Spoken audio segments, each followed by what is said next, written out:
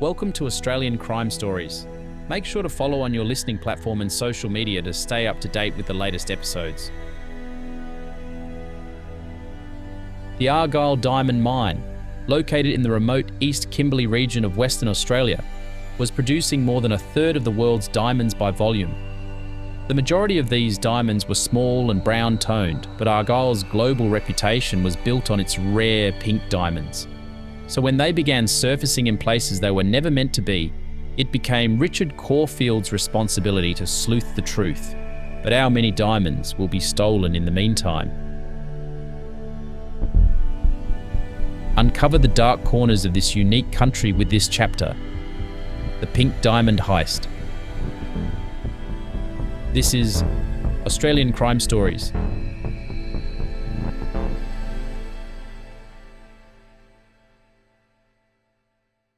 By the 1980s, Antwerp, Belgium was firmly established as the centre of the global diamond trade. The Antwerp Diamond District, clustered near the city's central station, was a compact but highly secure enclave of narrow streets and closely watched offices. In just a small corner of the city, thousands of brokers, cutters and traders moved millions of carats each year. The area was heavily policed and ringed with surveillance. Access points were monitored and armoured cars delivered parcels under guard. Within those offices, however, the trade operated largely on trust and reputation. Deals worth millions of dollars were often sealed with no more than a handshake. Antwerp's Jewish and Indian trading families dominated the market, with long-standing traditions and networks spanning back generations.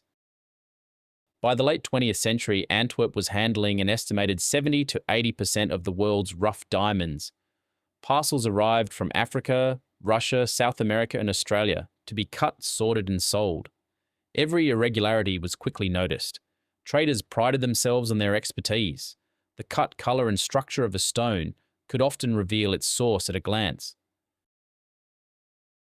When Argyle pinks began appearing there in the late 1980s, they caused quite a stir. They were instantly recognisable, being one of the rarest gems ever produced by the earth. Unlike most diamonds, which owe their colour to chemical impurities, Argyle pinks get their hue from distortions in the crystal lattice formed under immense pressure. The result is a spectrum of colours ranging from delicate blush tones through rose and raspberry to vivid purplish reds. They are typically small, often under a carat, but can be more valuable than far bigger white stones. By policy, Argyle released its pinks only through official tenders and cutting programs, mainly in Perth. For Argyle pink diamonds to be turning up in Antwerp outside those channels, it meant something was seriously going wrong.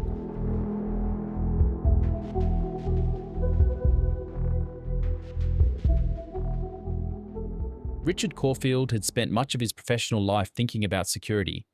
A former police officer, he was practical, disciplined, and not given to exaggeration. By the late 1980s, he was working as head of security for the Argyle Diamond Mine, a role that required constant vigilance. Argyle was not just another mine. Tucked into the remote East Kimberley of Western Australia, it was already the largest diamond producer in the world.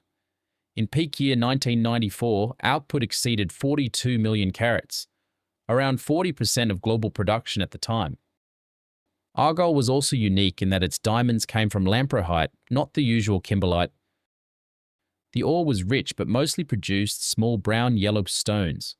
Argyle boosted their value by promoting them as champagne and cognac diamonds.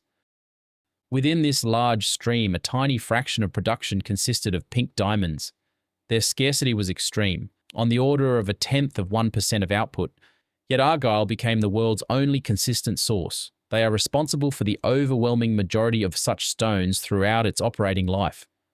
The combination of rarity and regular supply created an international market identity for Argyle pinks, a brand that would later persist beyond the mine's closure. Corfield's job was to ensure that every stone, from the most common to the most exceptional, was accounted for. In 1987, he receives word from Europe.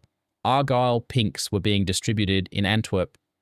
To most people, such a rumour might have sounded far-fetched. Antwerp was the traditional centre of the diamond world, a place where stones from across the globe passed through the hands of experienced dealers. Mistakes could happen. Perhaps someone had confused the source. But Corfield did not dismiss it. No pinks should be going through unofficial tenders. Somewhere along the line, they were being stolen. He began networking through his contacts, both in law enforcement and the diamond trade, to gather information. He pressed dealers to keep an eye out, telling them to keep your nose to the ground. Reports continued to filter back to him from Europe that more Argyle pinks were circulating discreetly in the markets, taunting him. He was deeply frustrated. He knew stones were appearing overseas, but without proof, neither Argyle management nor police could take decisive action. That would change, however, in November 1989, when he receives a tip that Argyle pinks are showing up in Perth workshops.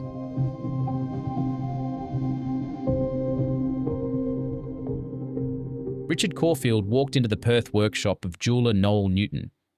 Newton was a known figure in the city's trade circles, a man who cut and polished stones for clients across Western Australia. On this occasion, however, what Corfield saw on the workbench stopped him cold. Spread before him was a small parcel of rough pink diamonds. Their surfaces carried a reddish-brown film of iron oxide, the unmistakable stain of Argyle's lamproite ore. At the mine, every stone was supposed to be acid-washed before leaving the Kimberley. That simple step ensured Argyle's diamonds were uniform and ready for sorting in Perth. These had not been washed. Their condition told Corfield everything he needed to know. Someone was stealing the stones directly from the mine. For years, he had been hearing rumours from Europe, whispers that Argyle stones had appeared in Antwerp. But here, on a jeweller's bench in Perth, was proof he could touch. Newton was a respected jeweller and was never suspected in the overall heist. What Corfield had to uncover was the path that led the diamonds to his workshop. He began asking around, and one name in particular kept coming up: Lindsay Rodden. Rodden was a familiar face in Perth's racing circles, known more for horses than for gemstones. A horse trainer by profession, he moved comfortably in social settings that gave him both visibility and a certain respectability. Outwardly, he had no connection to the diamond trade, which is why his name surfacing on multiple occasions raised red flags. His name came up in connection to the people in Perth who had access to the stones. Some of the rough pinks Corfield traced in Newton's workshop were said to have been dropped off by Rodden himself. Finally, Corfield had decent groundwork to open a case. There was a limit to what a private security chief could do. Argyle was a commercial enterprise. Proving theft on this scale and shutting down the network responsible required police involvement.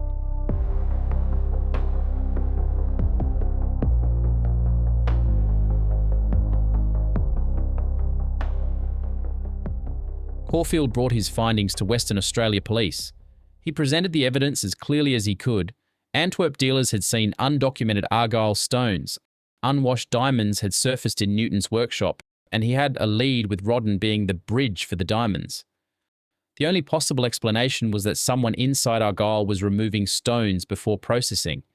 This narrowed suspicion to only people with direct access to recovery or security. The theft was organised, ongoing, and international in scope, and Corfield needed help. Detectives did take the report seriously at first. A formal investigation was opened with Detective Robin Thoy leading. They began with Lindsay Rodden, watching him closely and following his movements around Perth. Rodden was not a jeweller by trade, yet he was often seen in the company of people who were, and he handled parcels that investigators suspected contained diamonds. On at least one occasion, Rodden was intercepted at Perth Airport. When his bags were searched, diamonds were found inside. For Corfield, this was the moment that proved Rodden was not just a peripheral figure, but the link between Perth's workshops and the buyers abroad. He was the man carrying Argyle's rarest stones out of the country. Yet despite how significant this should have been, the inquiry did not move swiftly. No immediate charges followed the airport discovery. Instead, the case seemed to drag, hampered by hesitation within the police force. Detective Thoy became increasingly uneasy about the way the inquiry progressed.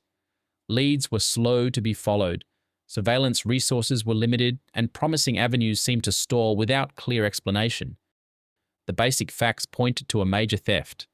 Estimates suggested that tens of millions of dollars worth of diamonds had already been siphoned out of Argyle, yet months, even years passed without decisive action. In later years, reviews of the case would criticize the early investigation as ineffective. A 2002 Royal Commission into Western Australia Police noted that the inquiry failed to capitalise on strong leads and that officers like Thoy had raised concerns about the lack of progress. Former Victorian Police Commissioner Kel Glare, asked to review the matter in the 1990s, described the investigation as inept. He concluded that opportunities to close the pipeline earlier had been missed. For Corfield, the experience was deeply frustrating. He had brought the problem to the authorities, laid out the evidence, and identified how Argyle's security had been breached. Yet the thefts continued. Diamonds were still leaving the mine, passing through Perth, and finding their way into Europe. The police investigation, instead of shutting down the network, appeared to be moving in circles. What began as a private security problem had now become a public law enforcement failure. The question was no longer whether the thefts were happening, but whether the people responsible would ever be stopped.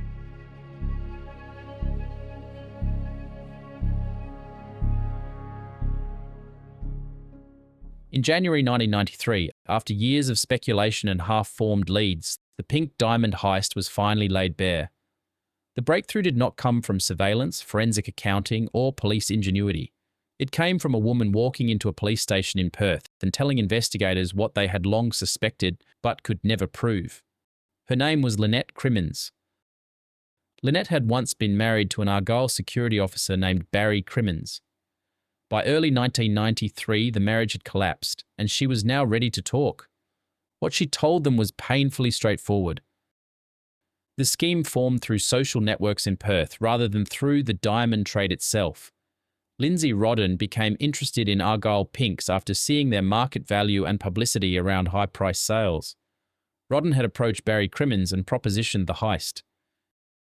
Barry Crimmins had used his position of trust to remove rough diamonds directly from the Kimberley mine, long before they reached the acid wash stage that made them identifiable as legitimate Argyle stones.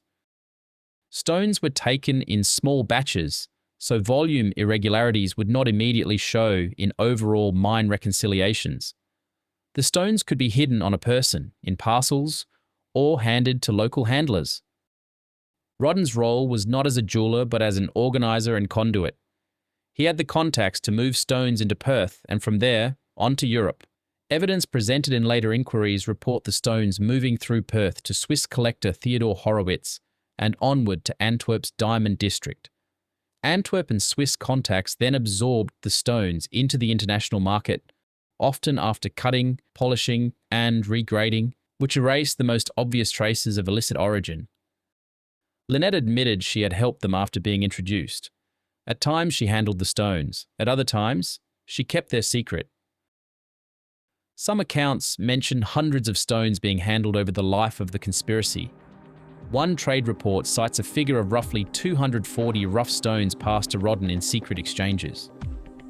The scale of the theft was enormous. Estimates placed the total loss at up to $50 million.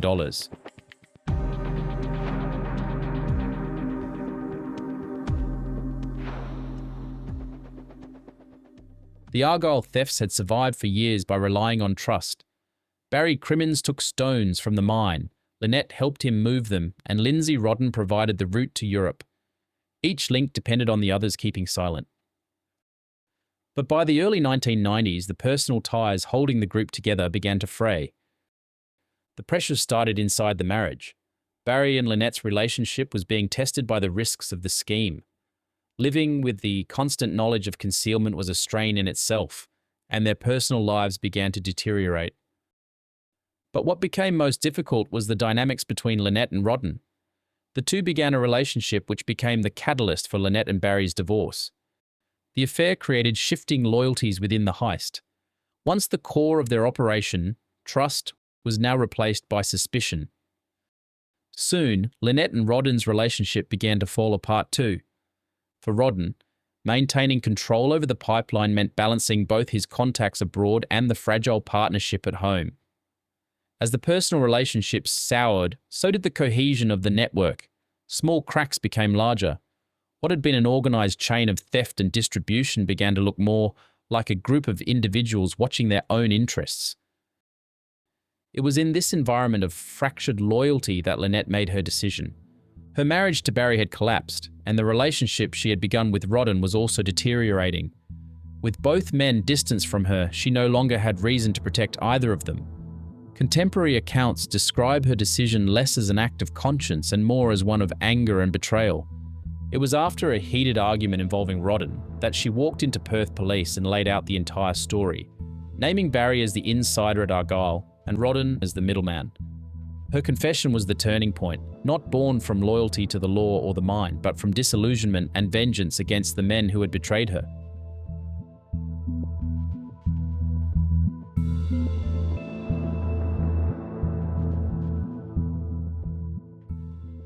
Barry and Lynette Crimmins were charged with conspiring to steal diamonds from the Argyle mine. Barry's position as a security officer made the breach particularly serious. He had been entrusted to protect the stones he was secretly removing. Lynette, through her involvement in handling and concealing the diamonds, was also held criminally responsible. Both pleaded guilty. Their admissions ended years of speculation about whether an insider had been responsible. The court was told how Barry had slipped rough stones out of the Kimberley, bypassing the acid wash process, and how Lynette had helped move them into Perth. The value of the stolen diamonds was impossible to calculate precisely. Barry and Lynette Crimmins were convicted in 1995 of conspiracy to steal Argyle diamonds. Barry was sentenced to 4 years in prison. Lynette received 3 years probation rather than jail due to her confession. The punishment seemed slight compared to the scale of the theft, but prosecutors faced serious limits. Most of the stones were already cut, sold, and scattered overseas by the time of trial, making it impossible to prove precise value. The case relied heavily on Lynette's confession rather than physical recoveries, which reduced its strength. In the end, the court could only sentence on what it could prove, conspiracy rather than theft. The more contested case was that of Lindsay Rodden. Rodden denied involvement throughout. He maintained that he had never knowingly received stolen diamonds and was the victim of false allegations. Nevertheless, the evidence presented in court tied him to the pipeline between the Crimmins and European buyers. Testimony and documents showed how he had moved stones through contacts abroad, including Swiss collector Theodore Horowitz.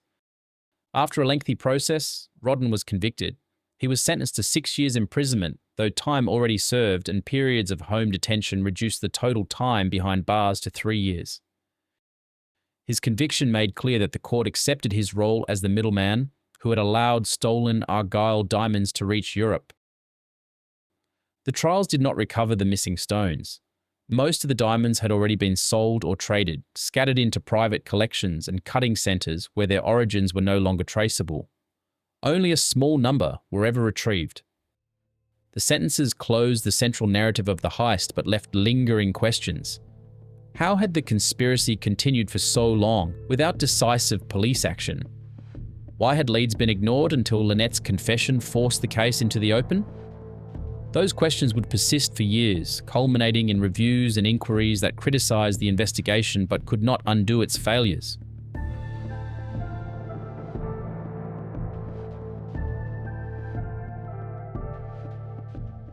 For all the headlines about millions of dollars in stolen pink diamonds, the question that lingered long after the court cases was simple: where did all the money go?